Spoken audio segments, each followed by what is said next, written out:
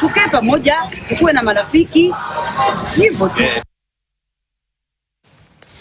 Now, as Ugandans go to the ballot today, we look back at the early life of President Yoweri Museveni, his guerrilla days that shaped Uganda's political history, and how he has remained in power for decades. Agutu Rosa reports. When Yoweri Museveni was sworn in as president in January 1986, after a 5-year guerrilla war against Milton Obote's government, many Ugandans saw his rise as a new beginning. After years of political turmoil and economic collapse, his promises of peace, stability and security were welcomed with hope. The first thing we start with is the election of the village committees.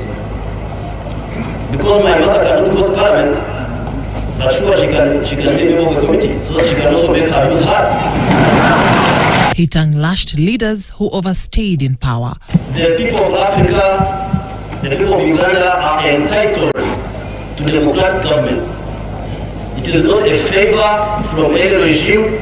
It is the right of the people of Africa to have democratic governments all over the place. The people should be able to hire and fire any government. However, power has a way of bringing out the worst in people. They say power tends to corrupt, and absolute power corrupts absolutely.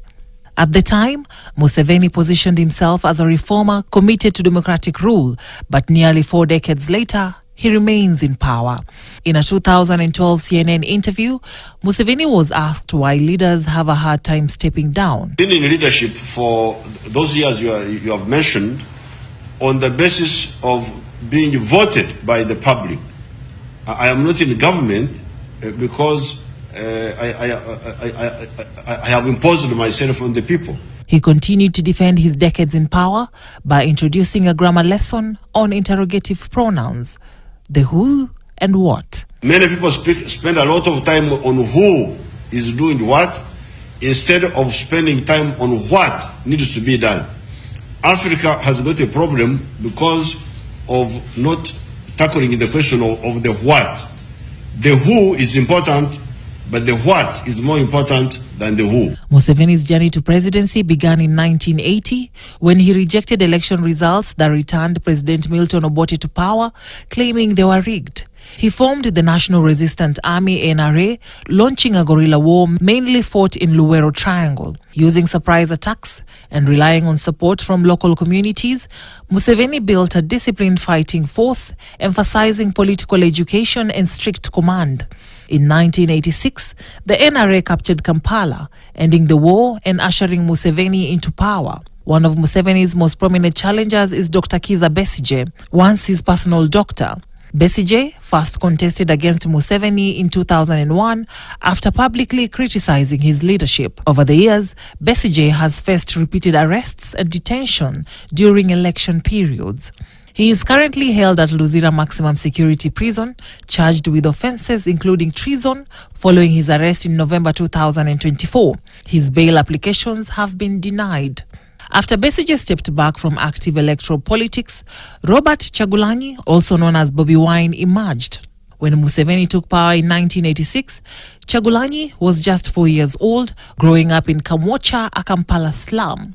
Decades later, he would become Museveni's main political rival, drawing strong support from young Ugandans. Kyagulanyi says he expects continued pressure from authorities. Just why has Museveni overstayed in power? Remember, he was part of a group that fought against the Yemen, then part of the group that fought against Tito Okello, Milton Obote, and all others. He had served previously as a defense minister, of course, before eventually going back to the bush and then coming back as president in 1986. Now, that has given him an understanding of Uganda that many people did not have. And contrary to popular belief that Museveni has always stolen an election, actually Museveni had remained very popular in rural areas for a very long time. And 80% of Ugandans don't live in Kampala or in Tebe. They live in these rural areas. Despite criticism at home, Museveni remains influential in the region, with Uganda playing major roles in Somalia, South Sudan and Eastern Congo. As Ugandans head to the polls once again, the country stands at a crossroads between a leader shaped by war and promises of change, and opponents still fighting to unseat him through the ballot. Agutu Rosa, KTN. Many thanks, Gutu Rosa, for that.